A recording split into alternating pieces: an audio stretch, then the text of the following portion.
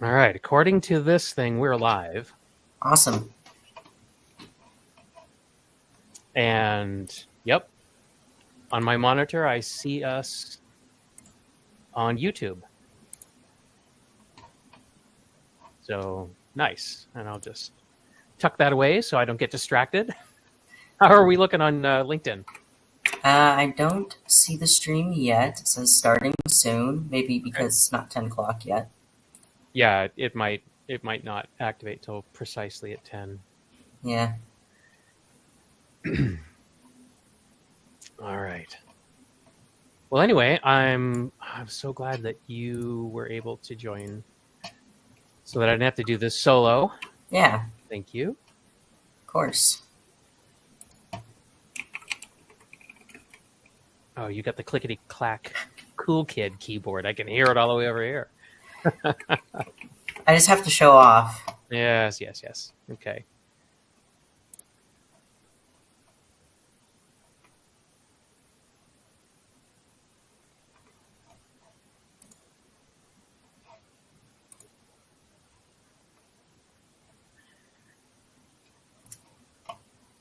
Yep, I can see us in the YouTube.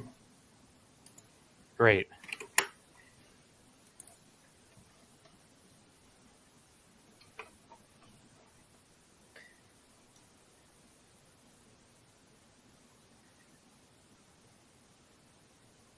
Well, if anybody's here already, welcome. Glad to have you here. And I am coming to you today from my home office in the Seattle area, south of Seattle, in fact. So that's where I'm at. And I've got a co-host today, Ahanu. And Ahanu's actually in Seattle proper. I'm actually in Seattle city limits, poser. Mm-hmm. Yeah, you're actually on a hill. Yeah. With a commanding view of the water. Oh, I wish. Practically. Not from my place. All right, let's do a 30-second countdown and let's get going.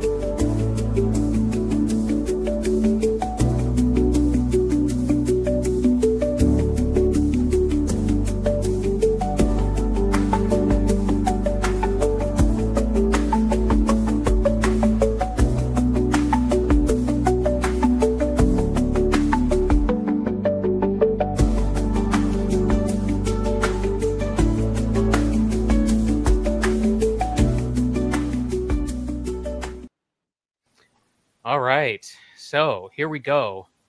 It's us. All right, everybody, welcome. Good to be back. So this is our second LinkedIn Live. We were here a couple of weeks ago, and I thought the first one went really, really well. So I thought, so okay, too. I didn't make too bad of a fool of myself, having never done StreamYard or really any live streaming at all. So anyway, so I'm back. Thanks for the vote of confidence, Ahanu. So if you're, so now I can't add, what we learned last time is I can't put anything into the chat. It's a limitation of StreamYard.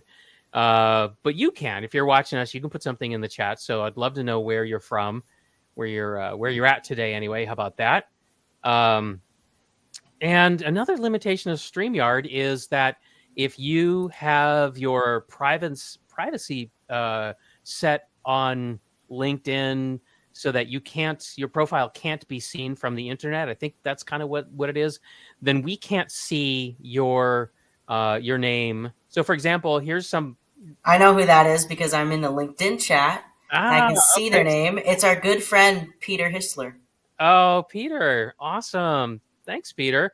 So, okay, so then here he says, Peter joining from Kent. Perfect. Okay. Well, anyway, in case anybody's wondering why we can't see some people's name and headshot, that's why. But yeah, thanks a lot. Love having you tuning in. Thank you so much. So now, last time, Lisa Shaw was here, and Lisa's a member of our team who really focuses on customer service, making sure that people who come to us get what they're looking for, whether we can do it or whether somebody else can do it at Cyber Risk Opportunities. Anyway, Lisa can't be here, so I invited Ahanu. Now, Ahanu is one of our practitioners who teaches just like I am. Hi, Ahanu. Thanks for being here. Tell everybody a little bit more about yourself. Hey, thanks for having me. Yep, so as you said, I'm a Hanu. I'm a practitioner. I'm a cyber risk analyst full time, and every day I'm working with the NIST cybersecurity framework, now in version 2.0, to help customers effectively improve their cybersecurity stance. Yep. Yep. And their cyber resilience and, Cyber whatever, resilience. like just, staying in business, keeping their digital assets under control, Giving them all an that. edge over Yes. competitors, All for that sure. jazz. Yeah. And today, Hana's going to try to keep me out of trouble. If I don't do a very good job of pushing the buttons, okay? Because I got to run this StreamYard thing. All right. Now, before we begin, and we're going to begin in just a moment, if you have questions, drop them in the chat as we go. Hana's going to watch and make sure that if you have questions, we're going to handle those. I'll stay on top of it. Thank you. And we're going to have something free for you after we're done today. We'll talk about that a little bit later, but really appreciate you being here. Now, let's talk about the agenda. So today I want to explain something about the NIST cybersecurity framework that's kind of unusual. It was unusual to me when I first started looking at it way back in 2015. And that unusual thing is there are no controls. Now, some people look at the third level of detail and they say, well, those must be the controls. And I could see why somebody would think that, because if you've ever done PCI DSS, if you've ever done, Center for Internet Security, top 18 critical security controls, right? It's controls. But that's not what the framework has. It has outcomes. Now, it's confusing at first, but it's actually a fantastic feature. But it does confuse some people. And so today we're going to unpack that. Like, why aren't there any controls? What are they? Why didn't NIST give us controls? Like, why didn't they give us the checklist, right? Because kind of that's what we all want, right? Just give me the checklist, I'll run it, and then we'll be secure, right? And I know I'm grossly oversimplifying the situation. And then the other thing we're going to do today is I'm going to demonstrate how we go from outcomes in the framework to controls, right? Actually selecting controls, and then to an implementation plan. So that's the workflow that we go through all the time. Hanu's done this, I don't know, thousands of times, maybe hundreds anyway. And so we're going to unpack and show you how we do that, because I think that's kind of the secret sauce if you want to get the most out of the cybersecurity framework, right? So you'll be able to operationalize the things in the cybersecurity framework that will make you more cyber resilient, and you'll be able to tailor the CSF to your unique situation, right? Which is one of the really great aspects of the framework, is that you're not just implementing a checklist that everybody in the world, no matter how big or small they are, no matter geographically where they're located, no matter what industry they're in, it's not a one size fits all checklist, which is awesome. And then the last thing we're going to do today is we're going to show you a case study. We have a customer. It's a $1 billion manufacturer. They implemented two highly related outcomes inside of the protect function. And we're just going to completely show you how they did that. And I hope that's going to be helpful to really make the point. And then the free bonus. When we're done, I want you to send Lisa Shaw an email, and I'm going to show you her email address in a few moments. And just ask her for the Outcome Starter Kit. And in there is going to be a PDF that's going to have everything that I'm going to show you today. And again, everything that I'm going to show you comes from work that we've done with real customers, making them cyber risk management action plans, and taking a minimum viable approach to the work. So, Ahanu, I know I didn't ask you to do this, but what is the minimum viable approach? Yes, you didn't ask me to do this, but that's okay.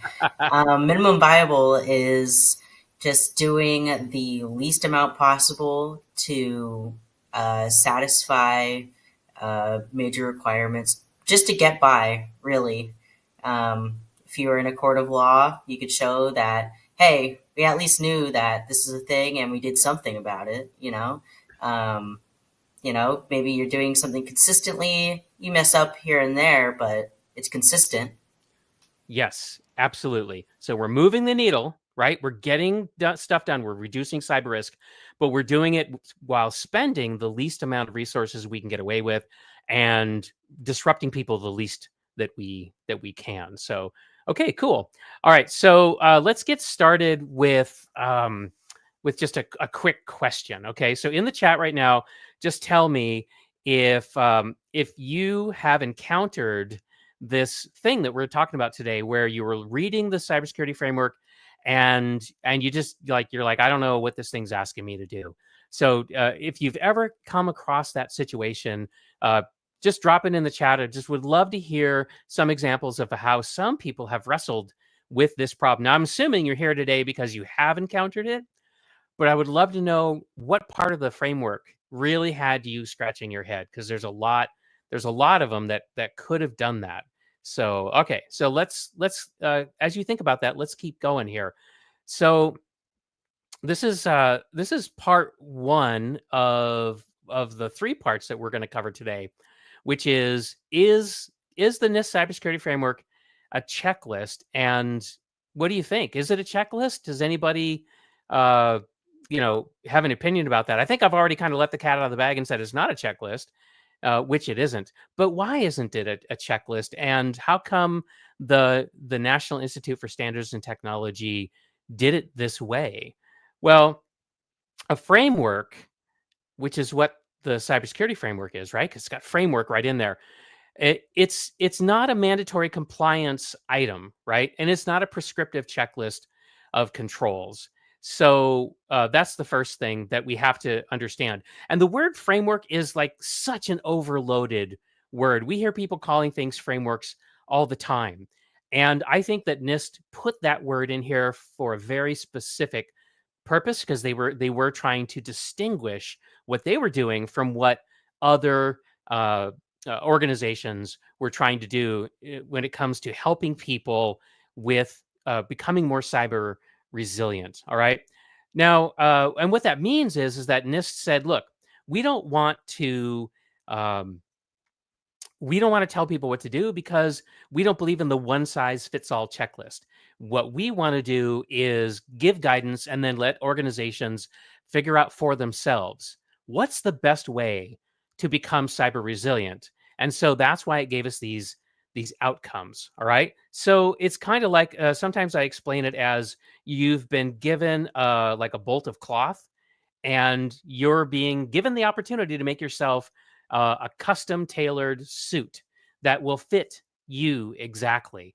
And I don't know if any of you have ever had a suit tailored for your body, or maybe a dress tailored for your body, but I did one time, and it was the most comfortable thing ever. It was made out of a very nice, like merino wool type fabric. And when I wore it, it felt like I was wearing pajamas, even though I looked much better than if I was wearing pajamas, right? So if you ever get a chance to actually get a suit or a dress made custom, I would recommend that you do it, because it's just an amazing experience. But that's what the cybersecurity framework is trying to do for us, right? It's trying to create an opportunity where we can tailor this framework just to us, so that we can do things just the way that we want and need to do. So that's why they give us outcomes and not controls. It's about flexibility and judgment, and they trust us to do this, right? Now, one of the biggest benefits of the framework is this idea that you can tailor it. Now, if you're going to tailor it, you really have to approach this as a top-down effort. If you try to do bottom up with the cybersecurity framework, I don't think that works very well, because you need to get buy-in at the top of the organization so that you actually have permission to choose the right controls, because again, it's not prescriptive. Okay.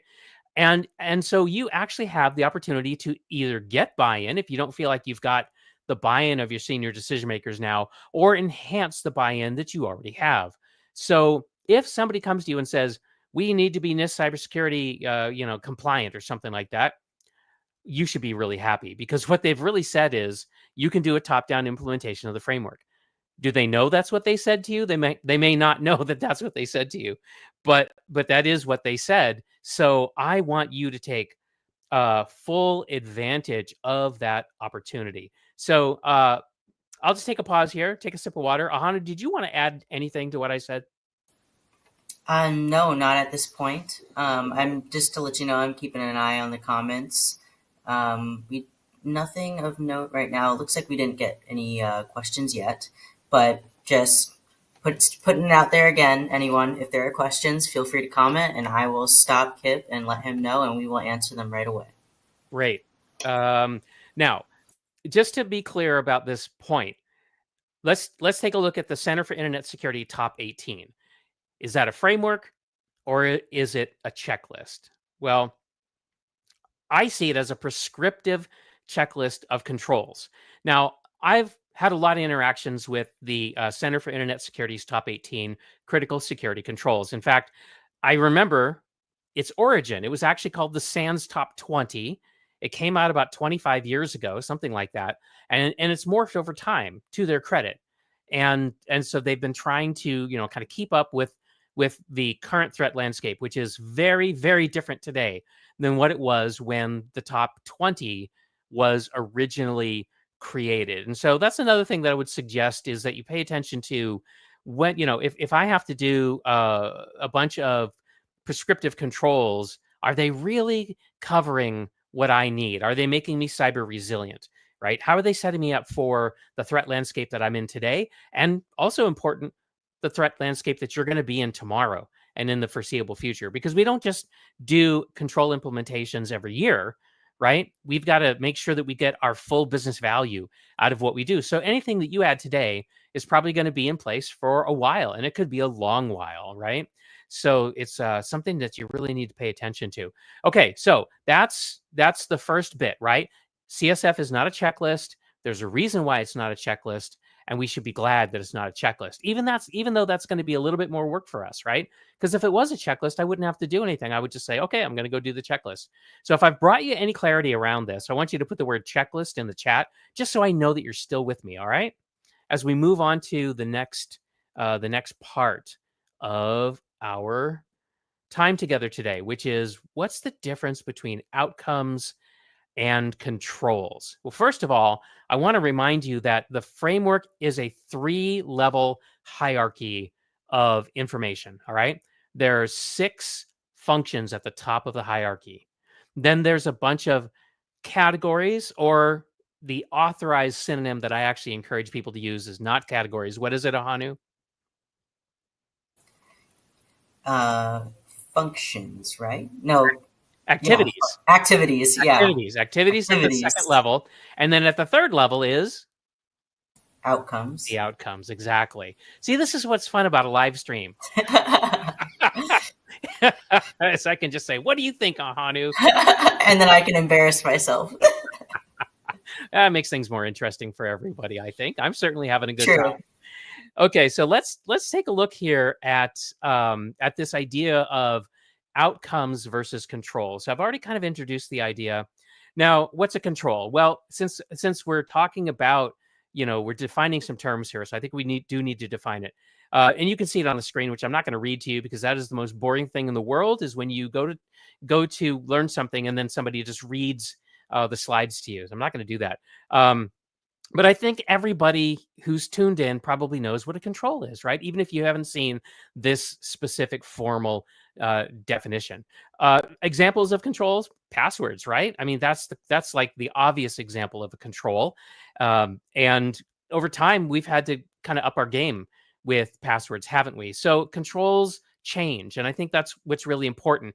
Outcomes don't change so much. Controls change, right? So we could have an outcome that says use strong authentication, but the definition of strong authentication is a moving target, right? And if you rolled back 5 years ago, 10 years ago, multi-factor authentication was the way to go. And now, multi-factor authentication, especially using text-based one-time codes, something you get through an SMS, it doesn't make as much sense anymore because the cyber attackers have figured out how to compromise those codes. And also they know how to hijack our authentication cookies, right? So even if we, Passkeys are all the rage these days. yes, so passkeys is where we're headed in the future, right? So if the cybersecurity framework said you have to use pass codes and never mention pass keys, then how, like, there would be a lot of confusion about that, wouldn't there? I think there would be. So so we have the ability to do strong authentication and keep up with the times, and also with what's considered to be normal or reasonable and acceptable for our size organization. for the industry that we're in. And that is really the definition of reasonable cybersecurity from the Federal Trade Commission. If you do business in the United States, if you have no other regulator, they are your regulator, and they're looking to see that you're practicing reasonable cybersecurity. Okay, and the fact that the framework is voluntary is awesome because nobody's going to come around and check on you and ask, hey, have you migrated to passkeys yet? Right? That's on you. So it's outcomes. It's outcome based. Another thing I love about outcomes is, guess what? Senior decision makers love outcomes. They love activities, and that's one of the reasons why I encourage people to use activities and outcomes, not categories and subcategories. If you go and talk to a senior decision maker about the framework, and you talk about categories and subcategories, you're going to lose them fast. That's just a bunch of nonsense jargon to them. If you expect them to read the framework, that's not a reasonable expectation. It's silly. So talk about activities and outcomes because that is going to get you a communication channel that you can both understand, right? So what's an outcome? Well, it's a change or a result that you expect from a process or an action or the addition of a control, and that you can observe it. All right. And that's what's really cool is to be able to say that, we've achieved these outcomes means I can bring you evidence that these outcomes are actually doing something. If I bring you evidence of a control, maybe I'm bringing you a screenshot or something or a report that says this control is working. But an outcome is different. An outcome is, I think, a higher bar, right? Are people being strongly authenticated? Well, if I give you a screenshot where I've turned on multi-factor authentication through a one-time passcode, you might say, yeah, of course they're being, authenticated strongly. But if I just come at it from an outcome point of view, and I say, well, if we're using passcodes delivered by SMS, well, that's not strong enough, right? We need to go to passkeys. So, am I beating a dead horse? I think I am, but I just want to make sure that I'm being super, super clear about this because it's so important. Okay, No, so I mean, go just to ahead. interject, sorry. I mean, I think it's using the NIST cybersecurity framework takes us one step further away from checklist security. Mm-hmm. Because it's just like you said, you could receive a checklist, from either a supplier, a third party partner, or even maybe an insurer that says, hey, are you using MFA? Are you securing accounts with MFA? It's like, okay, you can check yes, but that's not the best way to protect your users still. Right. Exactly. So you got checkbox security, right? You got great window dressing, but you're not actually cyber resilient, right? And so outcomes really help us become cyber resilient, which I think is really kind of the point here, isn't it? I mean, as practitioners, that's my point, right? I don't like auditors coming in any more than anybody else. But if I'm going to spend money on compliance, then I want to get some operational benefit from that, right? That's just kind of my perspective. Now, where do you get controls from? If the framework isn't giving you controls, where do you get them from? Well, there's a lot of places you can get controls from. And, here on this slide, I've got some sources of controls here. I like using 800-53. It's just this huge catalog, and it contains control enhancements. It's really amazing. If you've never looked at 853, nobody in their right mind would adopt the whole thing. That's silly. But you're going to go in there and you're going to get some specific controls. Also, there's a publication called 800-53A. Now, Hanu, I don't expect you to know it, but do you know what A is? What the A publication does? Oh, do I know? It's in my bookmarks toolbar, actually. I was just about to mention it. It's a Okay. companion document for the Yes. cybersecurity framework, and it gives you real, good, applicable controls that can fulfill the guidelines. They're just examples. So, Hmm. if you go to the companion document, the A document, and the control it gives you as an example, if you don't quite like it, I mean, you don't have to use it. No, It's you don't just an have to use it. example. And they'll also tell you how to test the controls, which is Hmm. really, really helpful. So if you've got a control with a couple of enhancements and you're trying to figure out like how do I know that this control actually works, then you're going to be able to go back into 800-53A and it will give you some suggestions for how to do that. Now, there's some other sources of controls here, like if you're trying to secure some operational technology, then you're going to be looking at ISA 62443-2-1:2009. I'm not saying that again. That's once a year is enough. Um, but that's another reason why the framework's so helpful, because whether you're in the information technology side of your organization or the operational technology side, you're going to be wanting to be cyber resilient. So you're going to want to pay attention to, each domain area. And how do you do strong authentication with operational technology? You have less options, right? So we want to make sure that we consider that. Now, there is a really great document that was released with the Cybersecurity Framework version 2. And this is the implementation examples. And you can see an excerpt from that here on the screen. So the first column there where it says subcategory, but we're not going to say subcategory. We're going to say outcome, right? So that's PRAT-2. And the second column has implementation examples. So the first two just talk about, hey, you got to make sure that your first party and your third party risks are covered here with this, right? But then it's got 4 specific examples of what you could do in order to make this outcome happen. And then in the third column, you've got other places that you can go to get supporting information so that you can actually figure out how to make that outcome happen for you. So what I do is when I have to design an outcome, implement an outcome, I go here first if I don't already know what to do, and then I might turn to 800-53 for some more information. All right. So as we wrap up this segment, just want to remind you, outcomes are not controls. You need to get yourself some controls.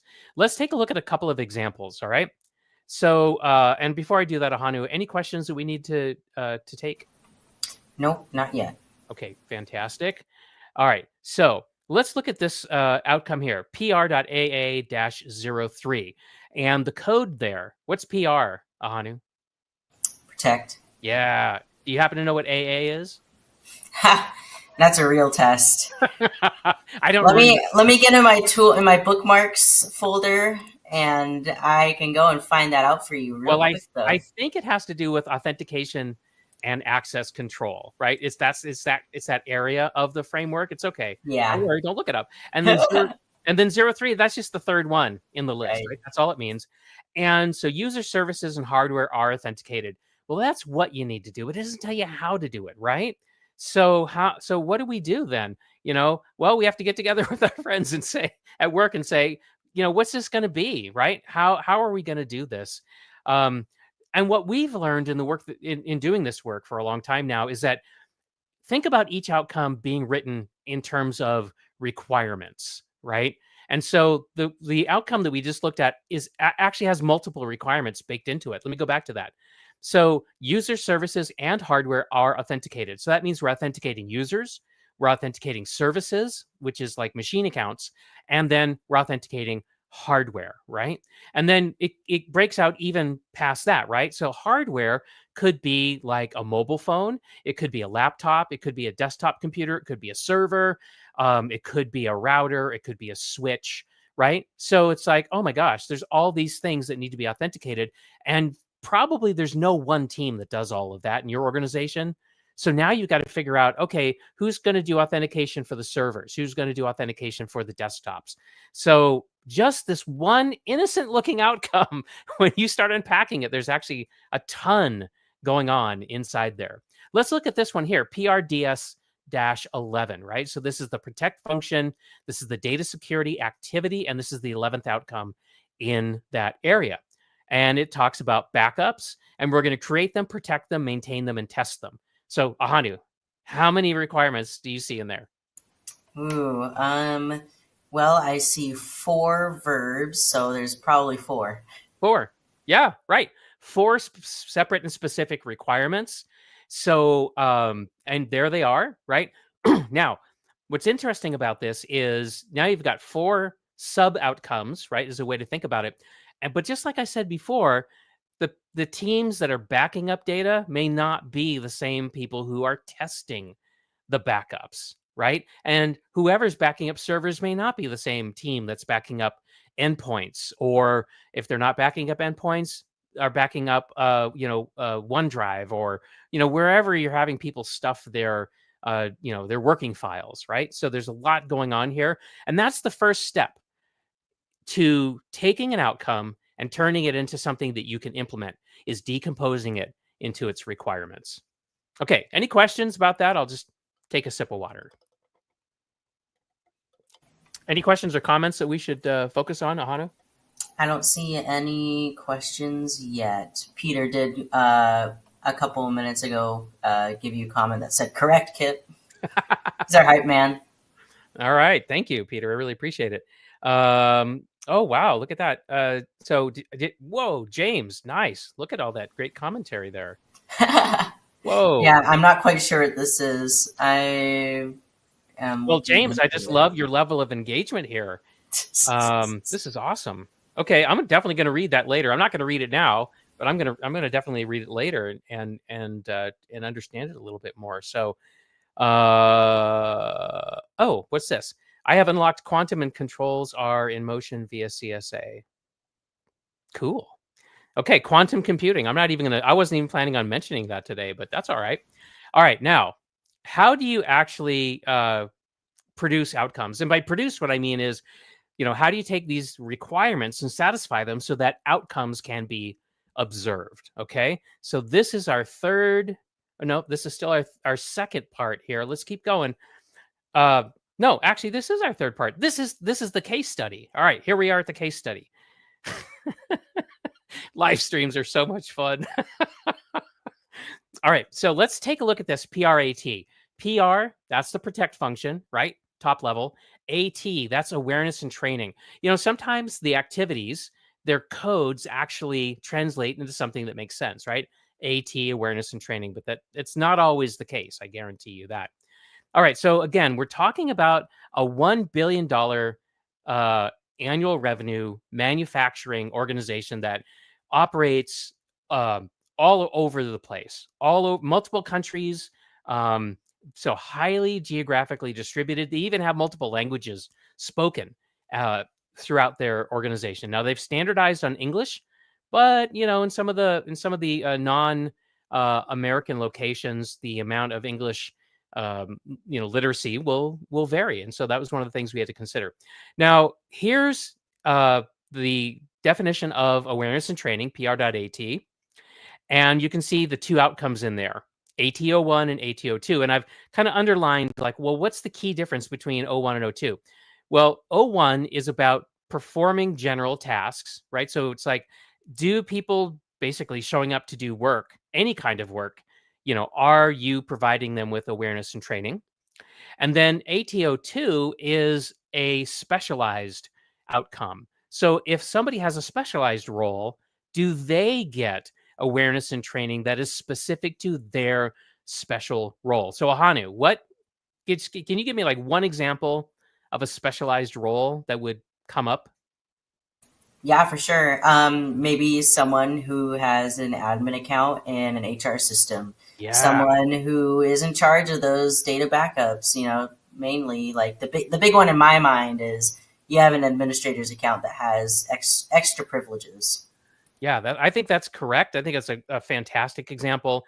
Another example might be somebody who's not an administrator, but maybe they work in human resources, or maybe they work in accounts payable, and they have access to highly confidential, sensitive information. And so for them, it's not really about having privileged systems access, but they have privileged data access. And have we trained them to know how to handle their special responsibilities? Because the generic training isn't really going to talk about it, right?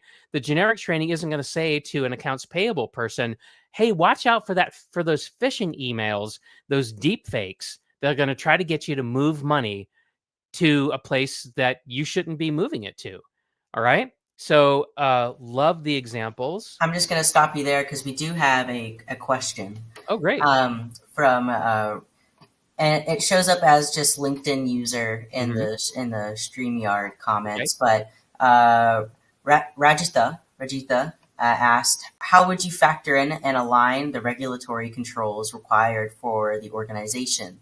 And then they followed up with, we don't want to end up with control fatigue when it comes to operational activities. Yes, absolutely. So this is I love this question because this is one of the great advantages of using the framework. Okay. And so what we advocate is a secure once, comply many approach. All right. So if you've got, let's say, a corporate policy, corporate security policy, you've got that one big customer that has a data security addendum that they made you sign. And then let's say you're regulated by HIPAA or something like that, right? So you've got three sources of controls, and they're all probably going to say something, similar about a lot of different areas, like authentication, for example. Well, you want to be strongly authenticated, right? We know that because that's one way to be cyber resilient. So you have to look at those three requirements and say, how can I choose a control, ideally, maybe two, and satisfy all three of those requirements at the same time, and therefore making it easier for folks at a desk level to get their job done because they don't have to deal with three different things.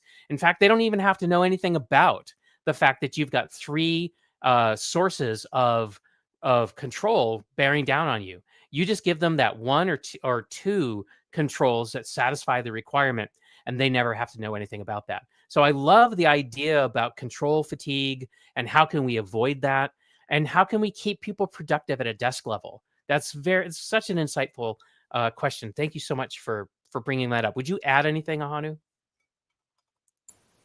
Not at the moment. As for the case study, are we just doing one case study today?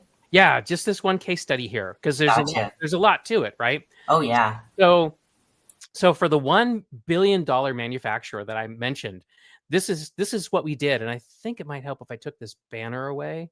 Oh, okay, good. I designed the slides so the banners wouldn't cause a problem, but I forgot that. Anyway, so I can put the banner back on, and that's for anybody who watches the replay, or if you join late, I put these banners up here so you can kind of figure out, where we're at quickly. So what we did is we said, all right, we want to satisfy these two outcomes. We need to give everybody generalized training. Like, if you show up and work here, you have to know this no matter what you do. But then we wanted to have specialized training. Well, it turns out that this particular organization, there were three segments of the overall workforce that we had to consider. So, and we chose to depict it as a pyramid because everybody needed to have a certain amount of training, and that we called that level 3, and we labeled it non-privileged access, right? So they're just showing up and they're just doing work. And because it's a manufacturer, some big portion of the workforce actually goes onto a production floor, and they don't actually sit at a computer all day long. They check email, by going to a kiosk or something like that, right? Now that's compared to other people in the organization, right? So level 2 is access to customer data. So these are people, no matter what their job is, they're not systems administrators, but they do have access to customer data. And that could be orders that have been placed, or that can be money that people owe, or what have you. And then there's the top level, which is an even smaller population, is the privileged access, right? So that's kind of how we sorted it. Now let me break it down a little bit. So everybody goes into level 3, non-privileged access. You are accessing ordinary systems and ordinary sensitive data, right? Internal use only data might be the way that you classify that data. And so what we figured out is they had two key duties: to identify and report phishing and other types of incidents. And we had to tell them, what we're looking for, and how do you report that? Who do you tell? And then the other thing is just basic cyber hygiene. And you can see on the list there some of the things that we explicitly said that they had to pay attention to. And again, this applied to everybody. And so we actually made, I think it was a less than 10-minute video that covered these things that everybody would watch.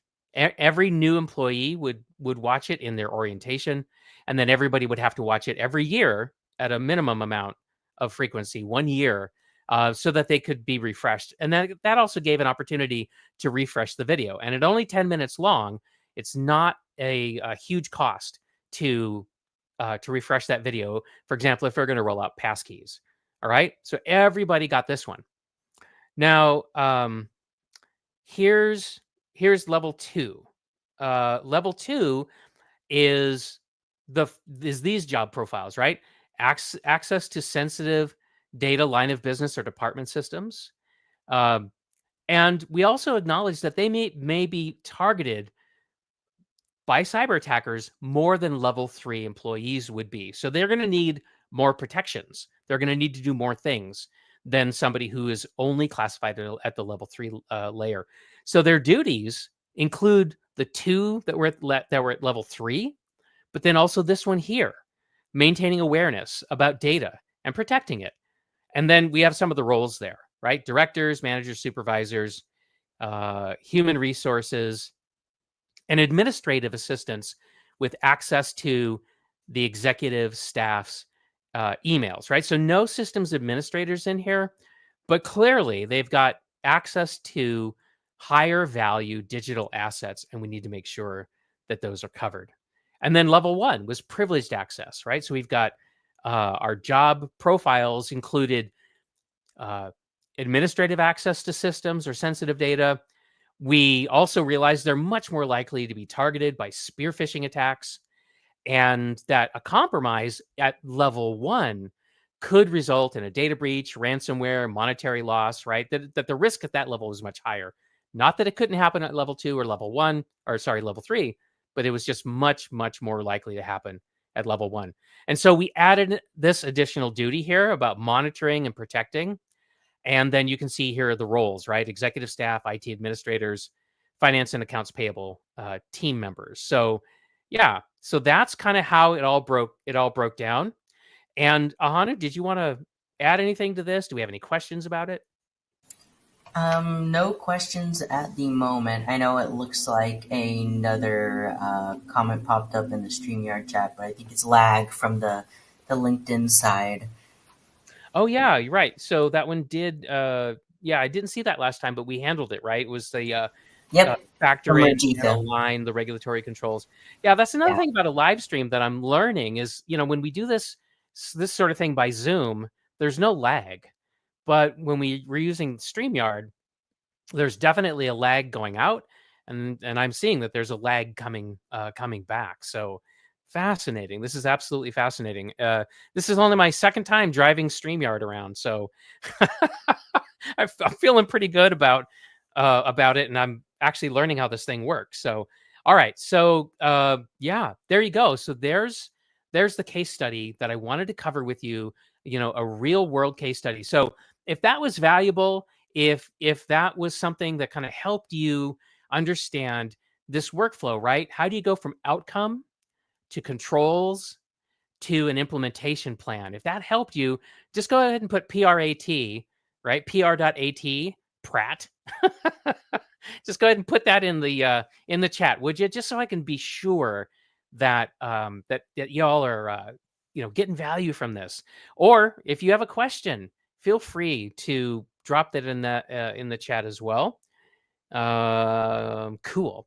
All right. So now, as we wrap up, I want to talk to you about some resources that are available to you that we publish that I think could help. So I'm going to give you 4 resources. The first 2 are free, and the second 2, there's a small cost, but we try to keep that as low as we practically can. So the first resource is a podcast that I do with Jake Bernstein, who's a cybersecurity and privacy attorney. And you can see the URL on the screen there, where you can go and listen to episodes. You can also get our podcast, the Cyber Risk Management Podcast, from any of the common podcast directories, and that are out there, any of the popular ones, you'll find it. What's nice about going to our website, cr-map.com/podcast, is you can get full transcripts of each episode there. So let's say you want to check out an episode, but you're not sure if you want to commit to the 40 minutes that it'll take to listen to it. Or maybe you listen to an episode and you're like, oh, that's really interesting. I want to like take a note about what Jake said or what Kip said. Where you can go to our transcripts on our website and you can just go right through there and copy and paste out whatever is useful to you. Now, it's hard to know where to begin with a podcast. Ours has been around for quite some time now. We actually started In June, actually, I just realized we're celebrating an anniversary. June of 2018 was when we published our first episode.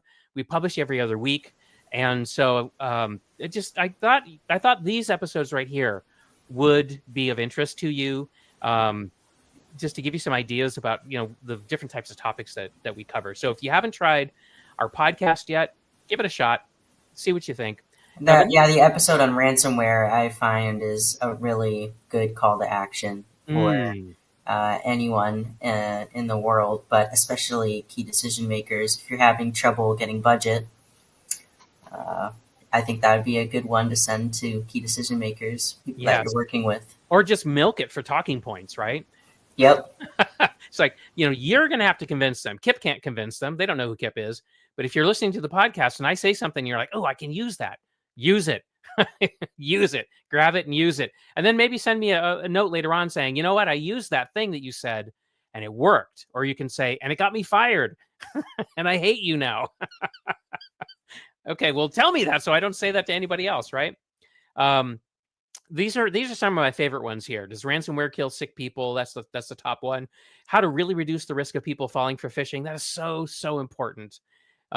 Okay, now speaking of phishing and emails, here if you want to give it a try, I publish an inflection point bulletin, is what I call it. It's just a 500-word email. I send it out every other week, and in there, I just tell you something really, really important that happened in the world that should that you should be considering. Right. So the thing that I've noticed over the course of my career and in talking with a lot of people is we pay a lot of attention to what's going on inside our own organizations, but it's really difficult to know what's going on outside of our organization. Well, that's kind of what this is all about, is isolating the stuff you should really, really know about. It's not a news of the day kind of a thing. Neither is the podcast, but it's what I call the inflection points. Is why I call it that. Now, those are the two free resources. By the way, if you don't like the inflection point, easy to unsubscribe. No worries. Now, this one will cost you a little bit more. It's on Udemy, and it's implementing version 2 of the NIST cybersecurity framework. It's a brand new course, just came out in May. Hanu is one of the instructors in there. So am I. And so are two other members of our team, Glenn Sorensen and Rob Finch. My lovely coworkers.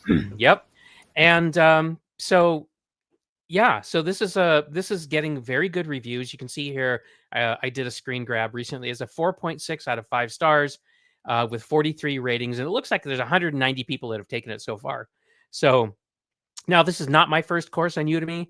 I have several courses up there, and you can see that my instructor rating is also a 4.6, and over 23,000 students have taken courses that I've released on Udemy. So now, if you're not in the United States, Udemy does something that I think is really cool, which is it has economic parity for most countries. So if you live in the Philippines, for example, you can buy the courses in your own currency at a price point that makes sense for you and where you live. And I really dig that. So it won't go straight from dollars converted into pesos. It will actually be a realistic cost for your local currency. Exactly. And I appreciate that because it makes the material available to more people. So I love that.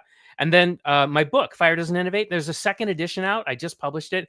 You can go on Amazon and you can grab it. So if you've got the first edition, you might be saying, why the heck should I go and get the second edition? What's so fab about it, right? Well, it's a complete rewrite. I went word for word through the entire book, identifying things that I thought were a little too stale. Also, over the years, people have been saying to me, every now and then, hey, you should put this in your book, or you should write about this in your book, or hey, I went to your book and I was trying to find this, that, or the other thing, and you didn't say anything about it. Well, I kept a file of all that stuff. And so when I revised the book, I cut out some old stale stuff. I put in things that weren't even around when I wrote the first edition, like passkeys, for example. And so if you've got the first edition of the book, you might find the second edition is very, very helpful. So I would encourage you to go grab that. And And it looks like we have friend Marivelle in the comments saying that she can't wait to read the second edition. Oh, Marivelle, thank you so much for popping in. Put her name up on the screen. I'm going to. Yeah. So Maribel, thank you so much. So I met Maribel at a local professional service organization, um, ISSA, and she's just lovely, just awesome. And I continue to see her at different events around the Seattle area, and of course we have conversations on LinkedIn, which is wonderful. And I really appreciate you being here, and and for your strong support. Thank you so much. All right, so yeah. How can people perhaps, like get more information, or I Now need listen. to give them Lisa's email, correct? Yeah. So guess what? Ta ta ta ta. There you go. So through the magic of StreamYard, I've actually put Lisa's email address on the screen.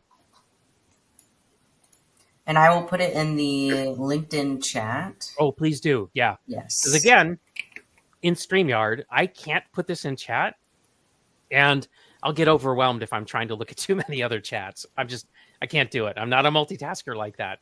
So thanks to Hanu. So Yeah. yeah. So if you want a copy of every piece of information that I showed you on the screen today, just send an email to Lisa. She couldn't be here to be on the live stream, but she is going to respond to you, and she's going to give you a copy of this information, including all the speakers notes. Right? I showed you a bunch of slides. My slides have speaker notes, so I'm going to give it to you in a PDF so that you can see what I showed you on the screen, and then all the speaker notes, and then you'll know what I forgot to say. So yeah, so you can check that out. So yeah, happy to do that. And listen, if I said anything and you're like, oh, I wish I could find out more about that, and you get the slides and I don't talk enough about it, if you want to spend 30 minutes with me in a Zoom call, just tell Lisa, and I would be happy to spend 30 minutes with you, no charge, just hearing, what's going on, what are you working on? Maybe you've got like some kind of a problem and you're trying to figure out what to do. And you could just use some perspective or something like that. I'd be happy to talk with you about that. Maybe I won't know anything. I or maybe highly doubt that, or but maybe I'll say something that'll be helpful. I don't know. Or maybe I'll go, you know what? You need to talk to Ahanu, and we'll get you over to Ahanu. But we just love talking to practitioners. We love knowing what people are working on, what they're struggling with. It helps us be better. And maybe we have something we can share with you that will, get you to a better place. So I'm happy to do that. Okay, so what did we do today? So I hope you got some clarity on this whole idea that the NIST cybersecurity framework has outcomes, not controls. And if you thought that was a bug, it's not. It's a feature. It's actually a good thing.